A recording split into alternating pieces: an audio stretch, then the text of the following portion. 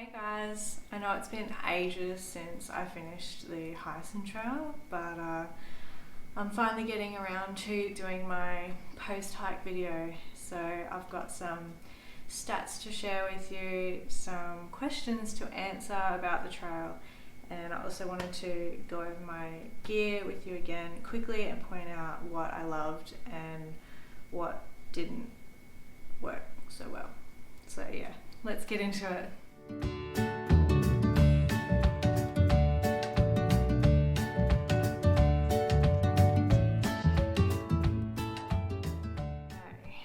I have my trusty iPad here. So I made some notes at the end. I weighed myself before I started, and my starting weight was 65.8 kilos, and I weighed myself just after I finished, and my end weight was 59.2 kilos. So yeah, lost about 5-6 kilos during the hike. I have a list of animal bingo. So animal bingo is just a list of things that you think you're going to see, and then you kind of mentally tick them off. I just made a bit of a list here. I wrote thousands of sheep,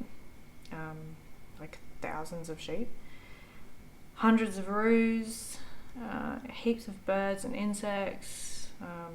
Can't be bothered really going into the details of them all. You can imagine what they would be in South Australia. Lots of cows, lots of sleepy lizards. Those grassy paddocks and things that I was walking through, I had to be so careful, and most of the time I wouldn't see them until I was like right on top of them, almost stepping on them. They'd be just lying there soaking up the sun, and most of them didn't even really move. They didn't care. They'd just kind of look up and expect me to walk around, which is what I did, of course. I wrote a few emus, not really as many as what I thought I would see. 2 brown snakes, not as many snakes as I thought I would see. I was well aware that it was snake season, and but yeah, only the 2 brown snakes. 1 koala with a baby.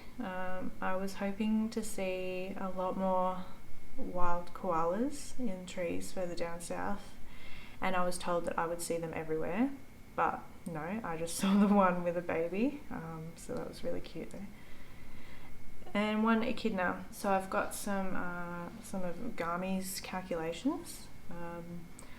If you don't already know, Garmin was my InReach Mini 2, Garmin InReach Mini 2. So I added up all of my hiking days, Ks, according to the Garmin app, and it only came up to 1,061.5 Ks. So that's a bit of a difference from the 1,200 kilometre Heysen trail.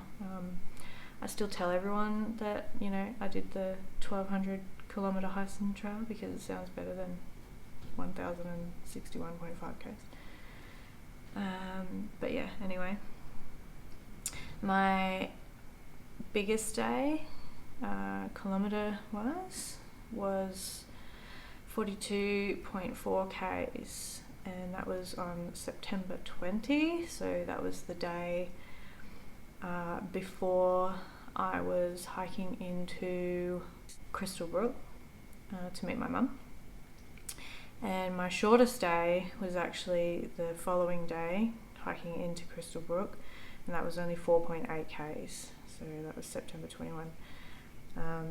So I did that on purpose. The long day, I remember it was shit weather. It was raining, it was windy, and I didn't really want to camp in it. I didn't really want to camp where I'd planned, and I knew there was a hut are much further down the trail.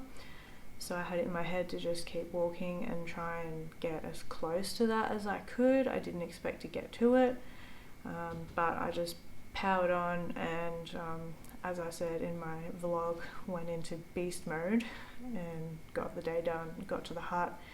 It continued to rain and I was loving it because I was dry inside this awesome hut. Yeah, and that only left the shortest walk into Crystal Brook the next day. So yeah, I did that on purpose so that I would actually have most of the day and into the night with my mum there. So yeah, worked out well.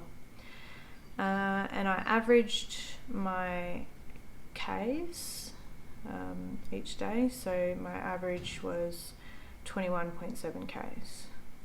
Over the entire hike. My rest days, I had 8 rest days, so that was probably a few more than what I originally had planned, but I ended up combining 2 planned days into one. I think I did that a few times, which either bought me an unplanned rest day or an extra rest day in a town. So my rest days were on the September 17, September 25th, and then October 1st and October 2nd. So that would have been unplanned. And then again October 8th and October 9th. Another cheeky 2 rest days in a row there, and again October 12 and October 13. So I reckon I have a feeling they were in Tanunda, so they were my last rest days. So from October 13 I continued on and finished on October 27. So yeah, that's my stats that I've got written down. If you can think of anything else that you'd want to know about the hike, yeah, comment below. So I have a few questions here. This video is like completely unscripted, so I'm legit just winging it right now. I haven't planned these answers, so hopefully this video won't be too long, sorry. Best part of the trip. I don't even know how to answer that question. I don't know, best part of the trip. The nice, peaceful days walking was nice. They were good.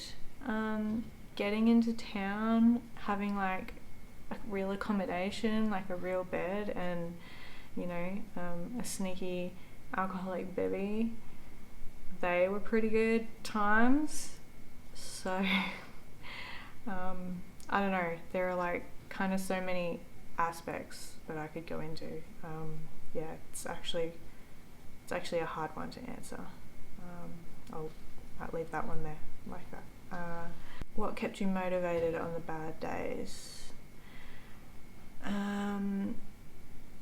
What kept me motivated? I was lucky enough most of the time when it was really shit weather to be hiking towards a hut or a couple of times a town. So knowing that I'd have a real roof over my head, whatever form it would be, that was pretty good motivation.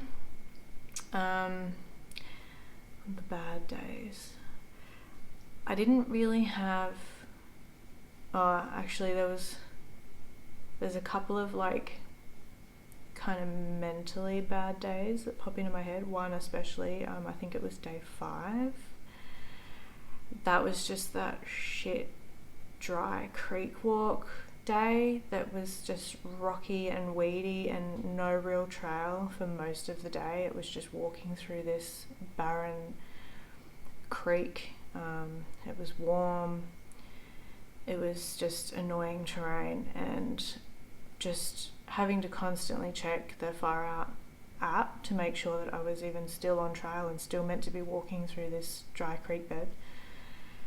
That was really frustrating. So that day, even though it was only day 5, that day was the closest out of all the days that I actually came the closest to like fully cracking the shits. Like I was like fetting him over it. Just, yeah. Luckily that day though, I did hike into a hut, and Matt was already there, my early on hiking buddy on a few days. So it was good to have him there, and it was good to have someone to sort of like vent and, you know, bitch about the day's hike to someone. So that was alright. But yeah. That was hard going that day. But you just got to keep on going. I don't know. Next question. Best person I shared a tent with. Well, considering I only shared a tent with one person, that would have to be Joe. So that was, I forget what day that was now. So no, it couldn't be 7. 8, 7 or 8 maybe? Yeah, I don't know. Calabrinda Creek Camp. That was storm day. So yeah, the storm wrecked a bit of my gear. So yeah, Joe let me share his tent, which was very, very nice. So thank you, Joe. Favourite part of the trip, yeah, similar to best part of the trip, I guess. Yeah, kind of covered that, I guess. There's a few things, but yeah, town days, hitting up either the servos or the little grocery stores for snacks, that was pretty good too. Worst part of the hike. I would have to say, even though I did have those couple of shitty, stressful, frustrating days, the worst part was probably just that storm, and just the fact that it did sort of wreck my tent. It bent the poles and put a couple of little holes in it, and it made me lose all confidence in it. I did not want to use it in the slightest bit of wind, bit of rain. I was over it, and that's why I ended up organising to get a new tent, and got it brought up to me. But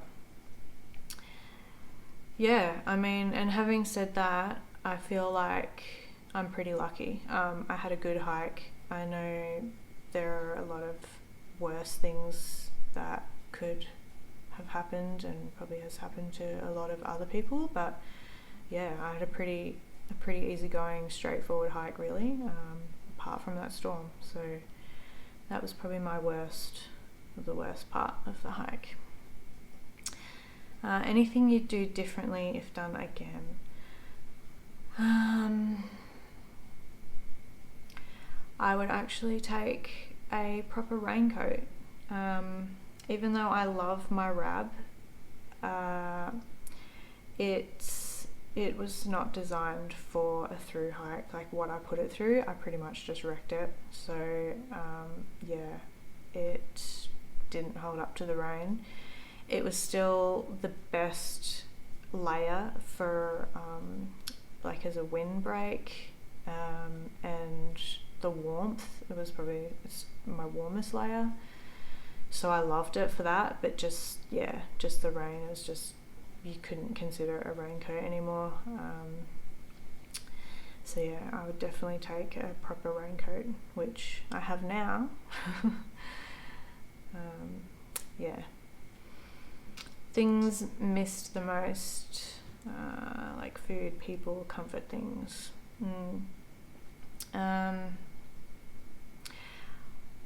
I missed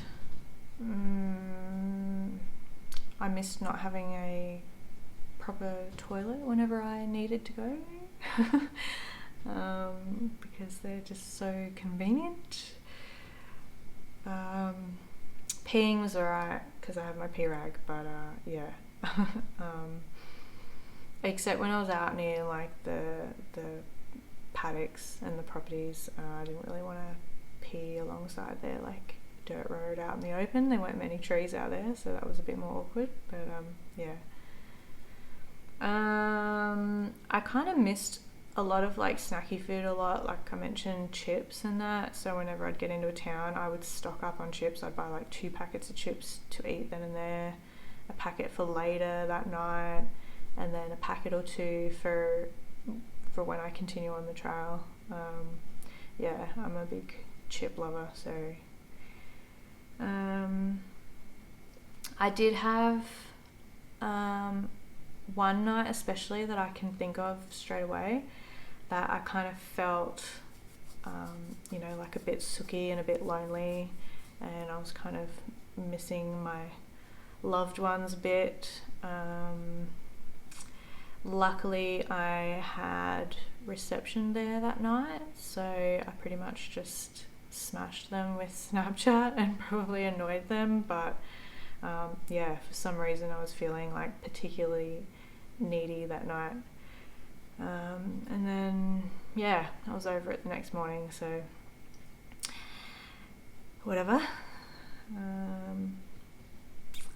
Any regrets?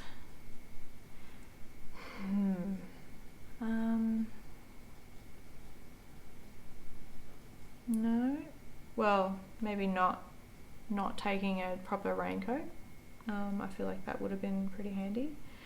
I mean, it wasn't a big deal, obviously. I had my poncho. I had a love-hate relationship with that poncho, but if it was bucketing down and I wanted to stay dry and I wanted my gear to stay dry, I would chuck the poncho on over top of everything and it worked fine.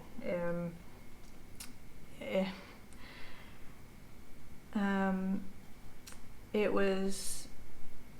was shit in the wind because I had to hold on to the bottom of it, and yeah, depending on the terrain I was just trying not to slip and faceplant the ground, so that was a bit dodgy. I wish it had like just some either more press studs around the bottom to clip around under the bottom of the pack or something like that. I don't know, I might try and alter it myself to make it more user friendly in that sense, but otherwise if it's really windy you just have to walk along holding the bottom of it, otherwise it'll just blow up and not protect your pack and your gear at all. Yeah, so that's probably it for regrets. Yeah. Anything you wish you'd taken with you? Raincoat. I don't think I ever really thought like, oh, I wish I brought this, or I wish I had this right now. Yeah, I was pretty well used to my gear and kind of used to hiking with it already, so I feel like I kind of, yeah, like I was already used to the gear I was using anyway. I didn't really feel like I was going without anything. Yeah, no, just probably raincoat.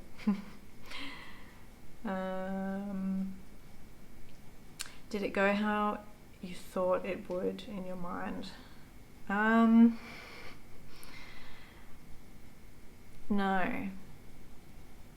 And I have thought about this before, and I'm not too sure how to answer this one either, but no, it didn't. Like, I don't really know what I was expecting, but I wasn't expecting what happened. I don't know.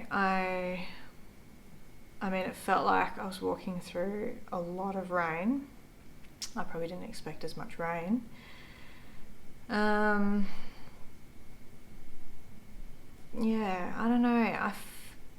I kind of I think my problem was I watched way too many YouTube videos on people having fun doing the AT and the PCT and stuff like that, and it was just like a big, like, you know, tramily and fun and kumbayas and stuff like that, whereas when I was doing my hike, it was almost like a mission. Like each day would be like, the night before I'd be like, all right, so tomorrow's a big day, I've got this many Ks, or tomorrow's a not so bad day, the terrain's like this, I'll leave about this time, and then each day was pretty much like, all right, I should get to, you know, wherever by lunch or by this time, and then I'll continue on.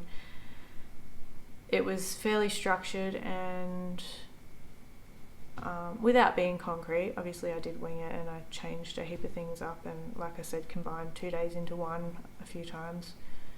But yeah, I don't know, I feel like I should have just slowed down and enjoyed it more, and I shouldn't have tried to like always combine the days and make them a bit longer in order to get to town a bit quicker, or yeah, I feel like I sooked out a lot with like accommodation. Like I feel like I hardly ever camped, really. I don't really know how to answer that one properly, but no, it wasn't really how I thought it would be. And last question, would you do it again? In relation to the Heysen trail, I would. I would do it the opposite direction, just so I've done it both ways. Yeah, I would do that again. And in regards to a through hike in general, like, of course, without a doubt, yeah, definitely want to. I live in the NT now, so of course I've got the Larapinta on my mind. Yeah, I'd like to try and make that happen sooner rather than later, but yeah, and at least now I have a proper raincoat if it decides to rain on me in the desert. That is it for the questions and answers. So yeah, now I thought I would just pretty much unpack my gear and just quickly and yeah, and maybe just make reference to the things that I loved, the things that stood out and worked well, and the things that didn't work so well. So yeah, do that now. Alright, well, I will go over everything I wore, I guess, to start with. So I just changed into this. So this is one of the tops that I wore hiking. I think I started in a blue one of the same shirt and finished in a black one. So they're just an icebreaker merino wool shirt. Pretty comfy. Smell wise, they were okay. Like, of course, eventually they started to smell, and even if I was like hand washing them in the showers with me, they would still kind of have like a bit of a smell to them. But yeah, so roughly about halfway, I think it was Tanunda, I sort of got when Mum come up to meet me there, or come down, wherever it is. I had a box of goodies, so I had a new shirt to swap out, and I reckon, it was Melrose that I swapped out my shorts. So these are the shorts that I started in. So they're just like a trail running tight, apparently. Really good pockets though for your phone, like my phone lived in there. Yeah, but they sort of started to get a bit loose on me, and I didn't really want to like strangle myself with this. So that's why I reckon it was Melrose that I swapped out for these, and they're just like shorts that I used to hike in like all the time, just the shorts with the built-in short types in there. And again, they've got a pocket in the liner there. That's where my phone lived as well. And these got me through the rest of the hike. So when I finished, I haven't really touched much of this gear at all since I finished. I pretty much packed it all back up. I set my tent up to let it air out, and I washed all my clothes. I actually soaked them for a while, obviously. Yeah, gave them a good soaking and a wash, and yeah, and now they don't smell like anything, which is good. Yeah. So now my shorts. This was my bra that I wore. I'm pretty sure it's an XoxoxoxoX, just one of their sports bras. But yeah, just basic. There's no padding or anything to worry about. It's just a basic bra, and that seemed to do the job. Yeah, of course my hat, it started off much brighter than what it is now. Yeah, it's lost a lot of its colour. It's funny, when I started the trail, for a bulk of it, I was sort of known as like pink hat girl. And yeah, a few times people would comment that they wouldn't be able to lose me or anything, that I stood out, or that they saw me coming like a mile away because my hat was so bright. But yeah, so did the job. My trail runners, I'm actually pretty proud of. Don't really know why the right one got a bit more like messed up than the left. But this is pretty much where the holes formed on the last pair of these that I had. I had the exact same pair before. But yeah, I reckon they've held up pretty good. And the tread, I don't know if you can see that, but the like the tread, there's still heaps of tread on them. So yeah, I chucked these in the wash and then filled them with powder, which is kind of like caked, like dried, firm in there now. But these don't smell like anything now, which is good. So yeah, I'll still wear these. Yeah, they're fine. They did well. So my fleece, I loved my fleece. Well, love, it's not past tense, I still love it. Yeah, so light. It's a MacPack fleece. I don't know if they make it anymore, but yeah, it's just so light and super duper warm. So yeah, that was definitely one of my favorite items. That was. My rab, like I said, I kind of wrecked it. I used it how it wasn't intended to be used. You can sort of see like some peeling of the fabric. So that's obviously where my shoulder straps have rubbed. Yeah, but for a super warm layer and windbreaker for the weight, like I would definitely still pack this and travel with it. Yeah, I think it's awesome. I still love it. My rain pants actually came in handy. I didn't wear them for rain. Like, I just thought to me it just made more sense to just let my legs get wet, and you know, maybe my shorts under my poncho, they didn't get wet anyway. But you know, and then that's less stuff that you have to dry. But for an extra layer for warmth, a couple of times I put these on in a couple of huts with pretty chilly, so I put these on for just an extra warmth layer. I put them on again. I scabbed a lift from some really nice people from that lookout car park near Hawker, and I felt bad because I was probably like, you know, dirty, a bit feral, whatever, so I chucked these on to get in their car and just made me feel a bit better because these were obviously clean. So yeah, kind of multi-use. I would still continue to carry them.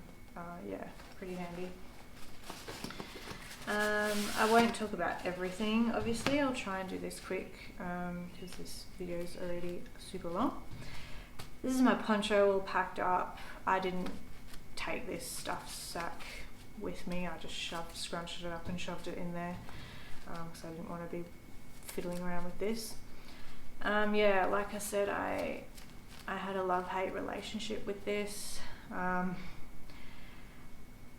feel like it's handy. I will still continue to carry it, but I just, like I said, I might try and kind of alter it or sew in some extra like press studs that will do it up sort of more around the bottom of the pack or something. I don't know. It needs fixing. Like it needs something. So yeah, I will try and do that. Just quickly, my once super bright gaiters with fiery, glittery flame pattern on them are kind of plain and faded and bare now. But yeah, they worked brilliantly. Yeah, can't fault them. And I wouldn't hike without them. Like I love these gaiters. These are Groovy Gaitors. Adelaide lady makes these. I will link them in the description. So yeah, support the locals. Yay.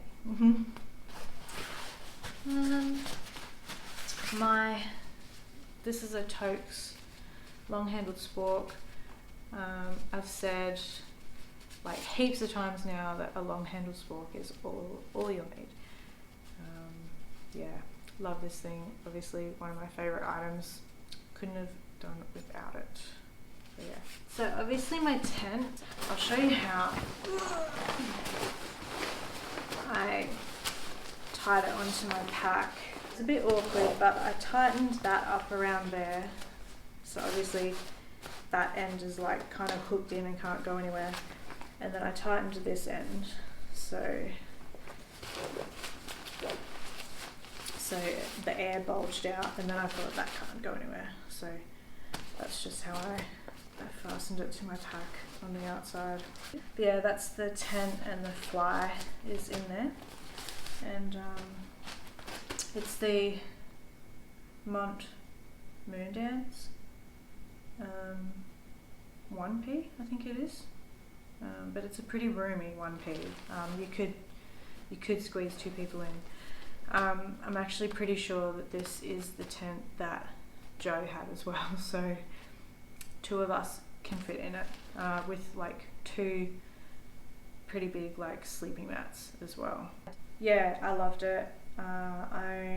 It takes a lot of pegs, like a lot of staking out, but I did have that in some pretty strong winds, and of course I still had a bit of like PTSD from the storm, but it didn't it held up fine. Like it was going to be fine. And I mean, like I said, Joe's tent survived that storm, so he obviously had his all staked out properly. I didn't have mine staked out properly, and it got hammered. So yeah, but anyway, the poles for it I would keep in this side pocket of my pack, just because I just figured like if you got to camp and it was raining, at least you could sort of you wouldn't even need to drop your pack. You could just grab these out, start setting your poles up so at least they're done, and then you can get your tent out and set that up and then quickly connect your poles. I did find that tent was a bit of a hassle to set up in the rain. There was one night there where I just try and set it up super quick, and yeah, it just didn't work. But yeah, so yeah, that's where I keep my poles. What else have I got in the other side pockets? Any mentionables? Nalgene bottle. It's awesome, kind of goes without saying. This is my pea rag. So this is a cooler cloth, it's called. That's the company name. And yeah, I would highly recommend getting one of these. It was just so easy. Yeah, that's got like this silver and, you know, antibacterial stuff in there, and so obviously you just go to pee and then dry yourself, like pat yourself dry with that, hang it back on here to dry, and then I would wash it out whenever I got to a water source like a tap or in town or something. Yeah, so that worked very well. My Garmin, it deserves a mention. Yeah, it was just so handy. I was mainly using it for messaging. I didn't really use it for navigation, but yeah, just mainly messaging when I didn't have reception. Yeah, and obviously tracking, so just tracking my Ks and everything, so that was handy just for my own reference really. And then if I knew how big a day I had planned, I could keep checking this and having a look and seeing how far I'd gone. Then I'd know roughly how much further I'd have to go. So it sort of helped me plan my days like that. But yeah, and also of course peace of mind, because it is an emergency location device as well. So yeah, I would recommend getting one of them. Yeah, I always use trekking poles. I've had these ones for a while now, and yeah, they're still fine. Didn't break, nothing happened with them. Yeah, they probably need an actual decent clean now though. You are meant to sort of clean out all the insides of them and everything, but yeah, and I just had that tape around one because I just noticed that like that's what all the cool kids were doing. Actually, I think I did use a bit of that on the floor of my Big Sky tent after that storm, so yeah, at least I used a bit of it once. My headlamp, I actually wasn't too sure how this was going to go because it is, you know, like a super ultralight one.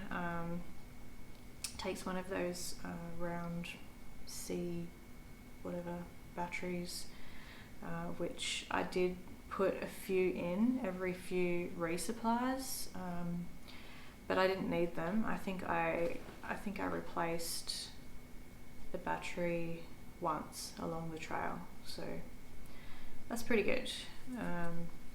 But yeah, just being like an ultralight, you know, not super bright. I just wasn't sure how it was going to go, but I thought, yeah, I'll risk it anyway and just take this, and it was fine. It was all I needed. I didn't do any night hiking, like I didn't need a you know, full-on super bright light or anything, so yeah, it was fine for what I did. Headlamp is a winner. That lived in my little front pocket here. In there, trowel and emergency blanket.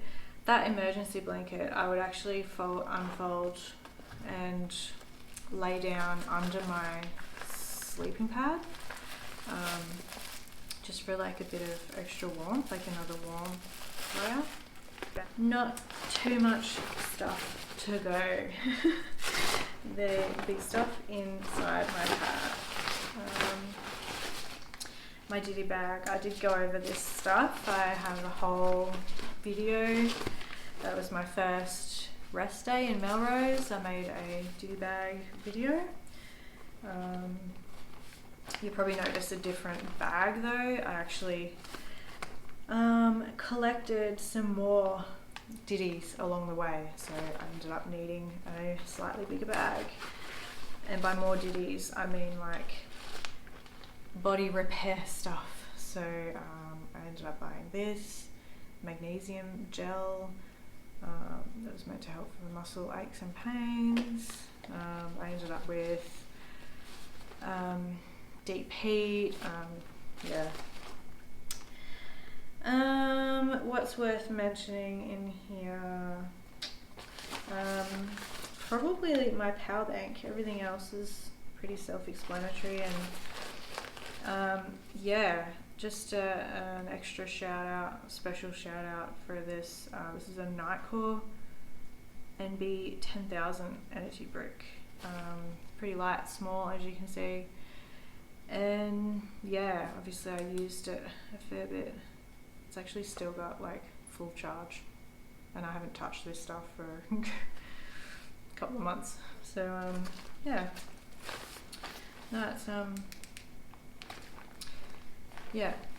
this worked perfectly for me. Never let me down. Charged my phone, charged Garmin, and then I just charged everything up whenever I got into accommodation, into town or whatever. I was a little worried about taking such a small pot as well. I was kind of starting to second guess before I started the trail whether I should take I've got a 750, I think it is, milled pot, but this is a 550, I think it is. Just a totes, and it was all I needed. It was fine. It was perfect. I never ate out of it. I just use it for boiling water. Fits a small gas can. That bit of sponge needs to go in the bin. And in here's my stove and my mini bit lighter. So I've said before, like, this stove is so awesome. It's like the lightest, smallest stove that you can get still. I'm pretty sure they don't make it. They haven't made it for a while now, so I'm going to be devastated when it dies. Hopefully it'll just keep going forever, because this kitchen setup is super light and compact, and works great. So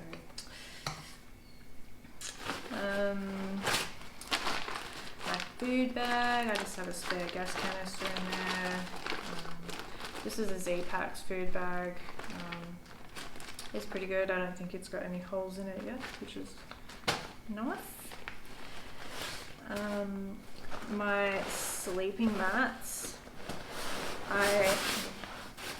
I started with this one. So this is the Etherlite XT Extreme women's regular, I guess that is. As you can see, a little bit bulkier, fractionally heavier, but warmer. So I swapped these out in Tanunda, and I reckon straight after that I actually had another couple of colder nights, and I wished I'd had this one still, but it was fine. I just had to rug up a bit more. Tanunda, swapped this one out, and then just carried this one. And this is the Etherlite XT Insulated Women's Long, I think this is. It's actually a little bit bigger than this one. The reason why I swapped them out was just because I was just kind of trying to lighten my load a bit, and I figured if, because this was sort of end of September or getting into October, so it was slowly starting to warm up. and I thought surely I wouldn't need this like heavy duty extreme insulated sleeping mat anymore. So yeah, swapped it out and saved myself a few grams.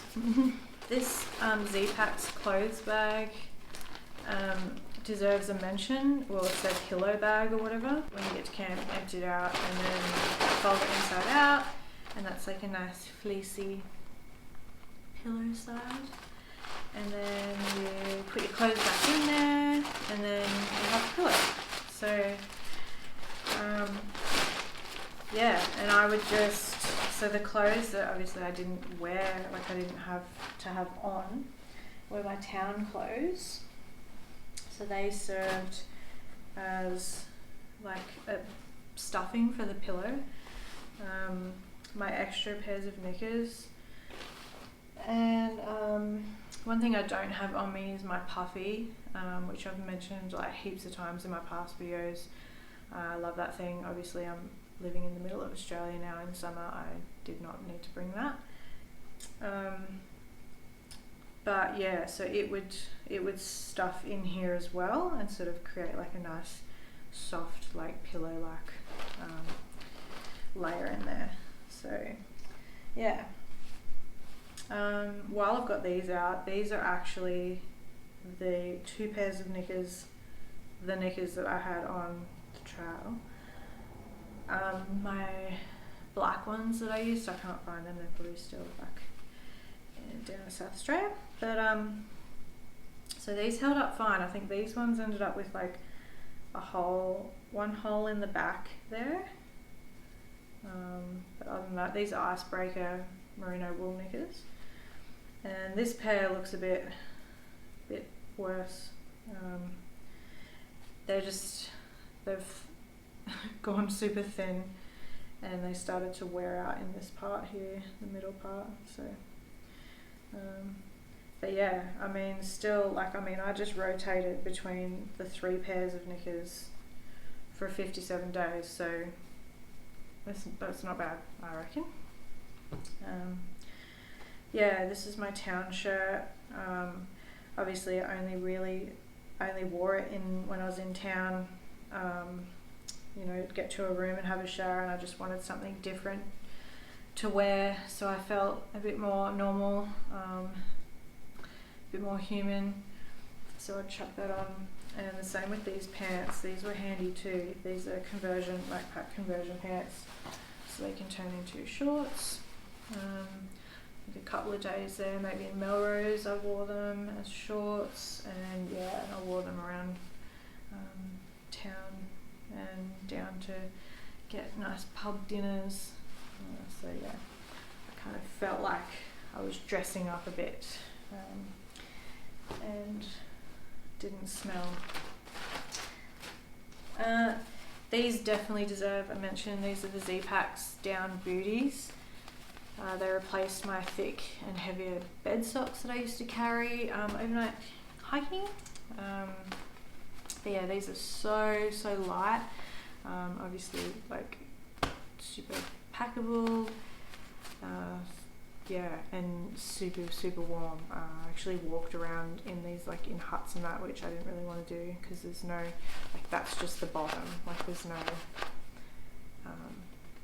sole or anything, like, on the bottom, so I was a bit careful with them. But yeah, super warm, like, highly recommend these for sure. Okay, nearly to the end. In here is my quilt and sleeping bag liner. Nothing really extra to say about them. They worked fine. Nothing special. My water bladder, which I just have clipped into here with like a S-biner.